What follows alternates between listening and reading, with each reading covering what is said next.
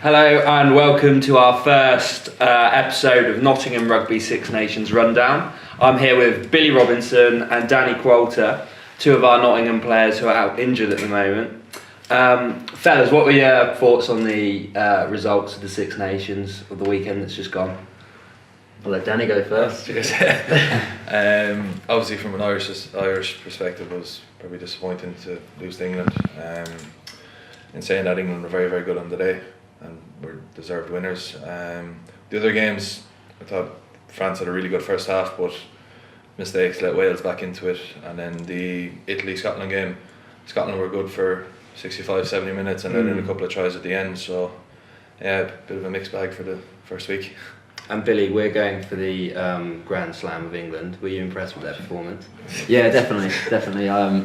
Yeah, I mean, it couldn't have been a tougher game first up than Ireland away. They've had unbelievable form the last 2 years and a very, very strong side at the moment. But I thought England just played exceptionally well, and it'd be interesting to see whether they can replicate a performance like that. But I think from a neutral point of view as well, it's quite interesting that Ireland were favourites kind of going into the tournament. A lot of people thought they might do the Grand Slam again, and so it's quite exciting when in the very first week of the tournament the script kind of gets torn up a little bit, and now sort of a lot of different teams will be fancying their chances. Yeah, England, best team in the world.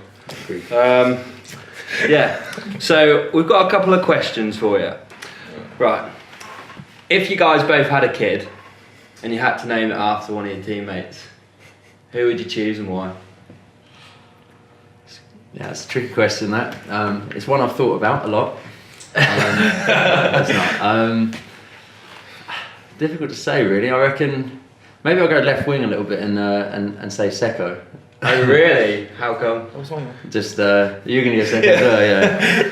I don't know, just it's a cool name. Yeah, it's a cool name. It's sort of a bit different. Seko Robinson. Yeah, I don't know. I'm just thinking on the spot here, really. No, to be honest, I'd probably actually go for something quite conservative. Maybe trying to think of who would be a good father figure. Muzz and Seko, two of the only fathers, though, really, aren't they? Who would you go for, Danny? I'd go Seko as well. You go Seko as well? Front row forward, I have a big appetite. I presume my kid will have a big appetite. So. Yeah. A little Seko Qualter running around. Yeah, exactly. Nice, lovely.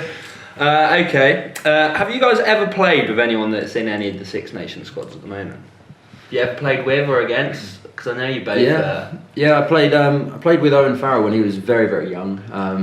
It was probably a highlight of his career.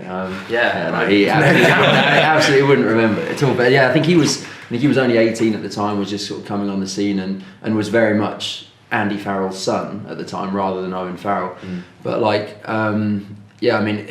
think he was 18 at the time, and he was, even at such a young age, he was still so unbelievably competitive and confident, and just happy just to put himself in the mix and kind of tell people where to go, what to do, and was just a brilliant organiser. Sort of talent aside, he was kicking and everything. His passing was obviously top drawer, but that was the thing that really stuck with me and sort of impressed me probably the most was how for such a young guy he was still incredibly confident. So yeah, that's probably what stuck out.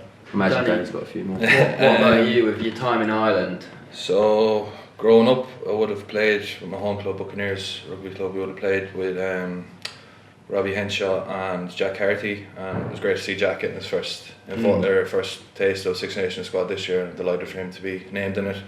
Robbie, as everybody knows, is probably world class at this stage, and he's doing really, really well. And then moving on to Connacht side of things, would have played with Bundy Aki, would have played with Ultim Delan, Quinn Rue, and again, two lads that were getting their first Six Nations taste in the squad would be Caelan Blade and Tom Farrell, and just delighted for them that they're getting their first taste of what it's like at the top level.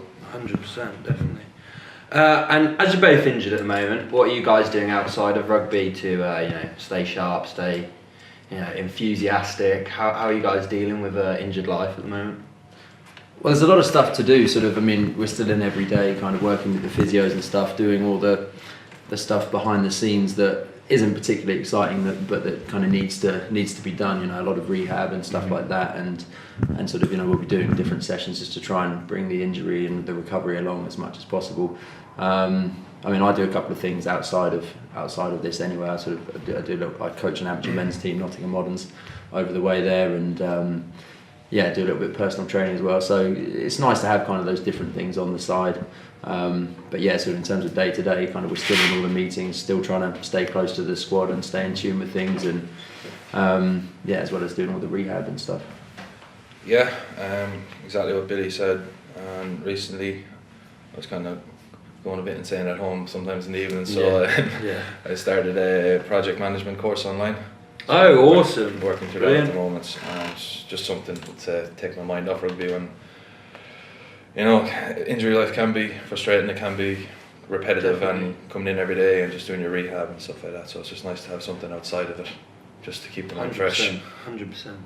Okay, and we've got to the bit of the episode that we're all looking forward to, so now gents, it's time to hang your hat on a prediction.